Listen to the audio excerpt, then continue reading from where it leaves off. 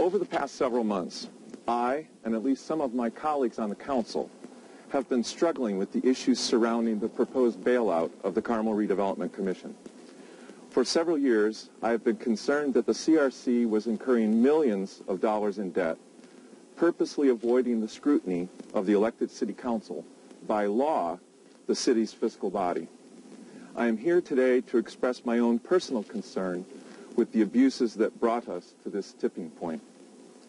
When the original proposal to have the citizens of Carmel potentially burdened with nearly $200 million in CRC debt was presented, many background documents of real information were not provided to the council.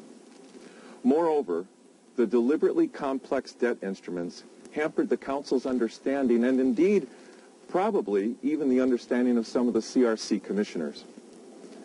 Regardless, the taxpayers had no real voice in how the commission spent the money until the CRC and the mayor had no choice but to request a bailout. There should be no misunderstanding here. The CRC's proposal for refinance is nothing more than a taxpayer bailout, without which they cannot survive.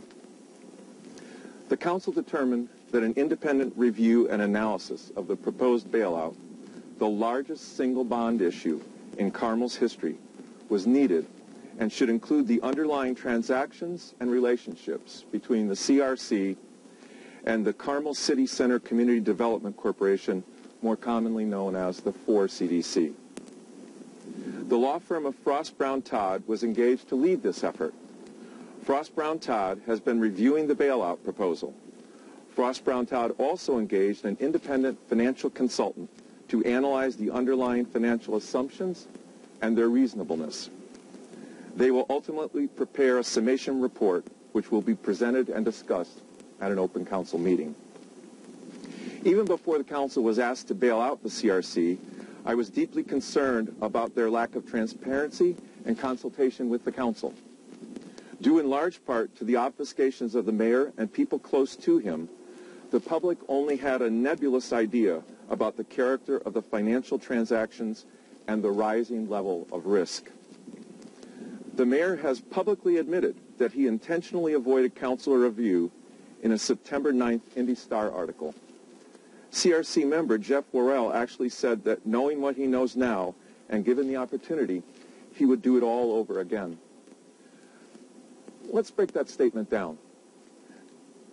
Commissioner Worrell is saying that he would once again create a scheme by which the constitutional checks and balances would be avoided, deliberately circumvent the duly elected fiscal body, and rack up an unsustainable level of debt that he would then propose to put on the backs of the taxpayers. I find this attitude in a public official unacceptable. The reason for this news conference today is to share with the public a small insight into why I, for one, intend to proceed with an abundance of caution. I regret that we cannot simply rely on statements made in support of the bailout action by the mayor or the CRC. In reviewing the financial statements of the CRC and 4CDC, we learned that the primary source of revenue for the 4CDC was the CRC, one way or another. The CRC itself is primarily funded from property taxes in the form of tax increment. It is my opinion that public funds are public funds, and no amount of financial sleight of hand can convert them. No matter how you spin it, the 4CDC's money is taxpayer money. We also learned that in January of this year, the 4CDC issued a check in the amount of $100,000, but the recipient of the $100,000 was redacted in the document we received. We did not know who received that money. Very recently, we learned the check had been written to Mr. Stephen Libman, former CEO for the Centers for the Performing Arts. The members of the 4CDC who presumably agreed to this are Rich Taylor with National Bank of Indianapolis, Ron Carter, a member of the City Council, and Bruce Kimball, a community volunteer. All of these individuals are appointed to the 4CDC either directly or indirectly by Mayor Brainard.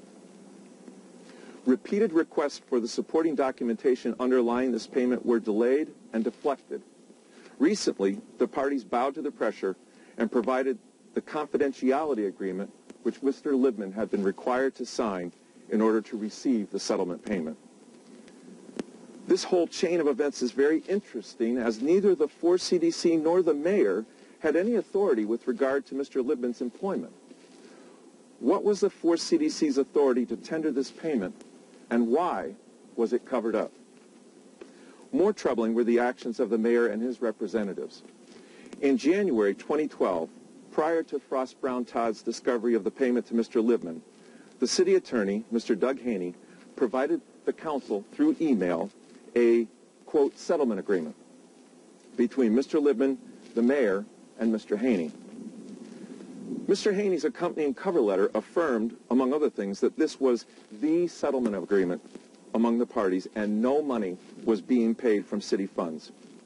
Consistent with Mayor Brainard's handling of the CRC, the council had no role in the negotiation of or input into the terms of the settlement agreement and offered no approval of it on behalf of the city.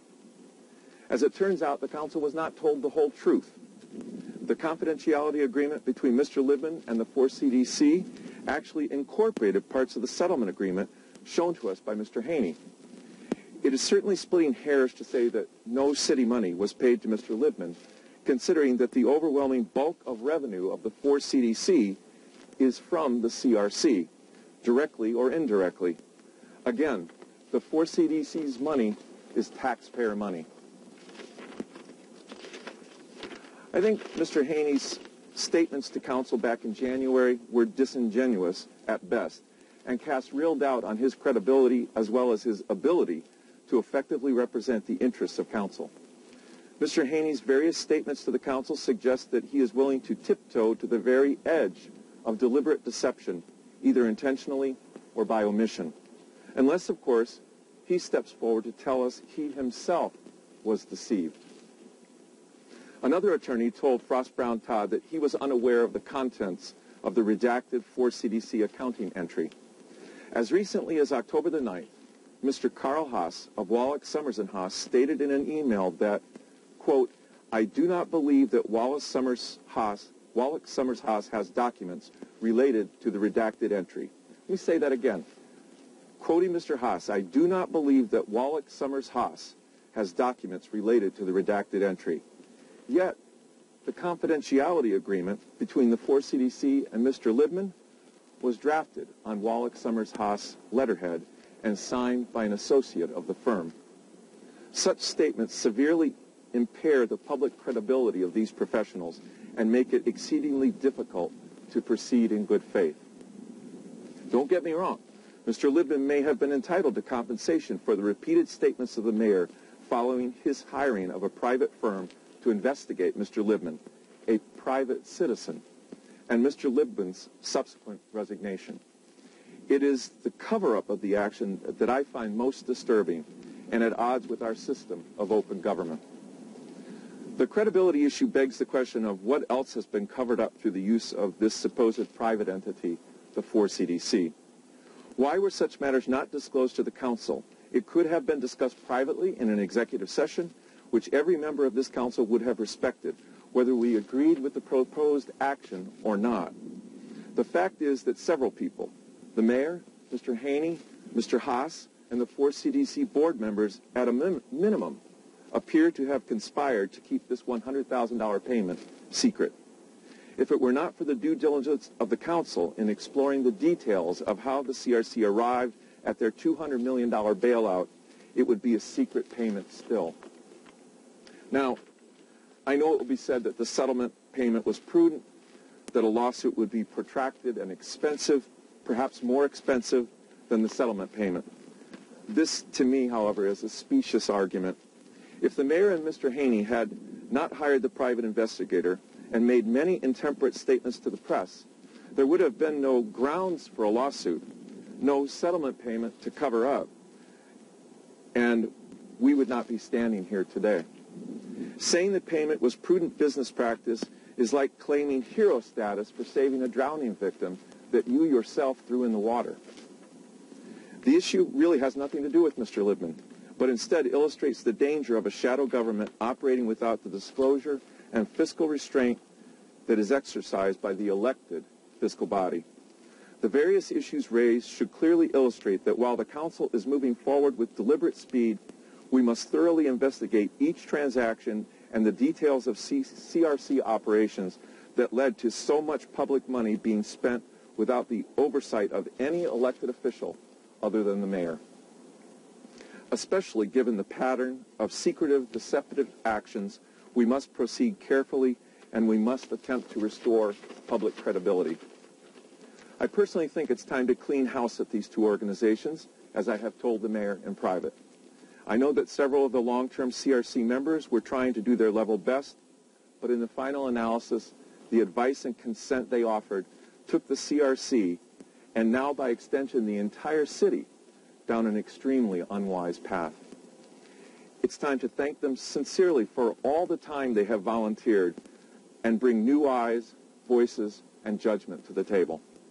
Make no mistake, the bailout proposed by the CRC places the taxpayer at risk. Therefore, the Council must be certain that we know all of the implications inherent in this bailout. We, in effect, are in a position of affirming all the actions of the CRC and by extension the 4 CDC to the extent they are a part of this proposal.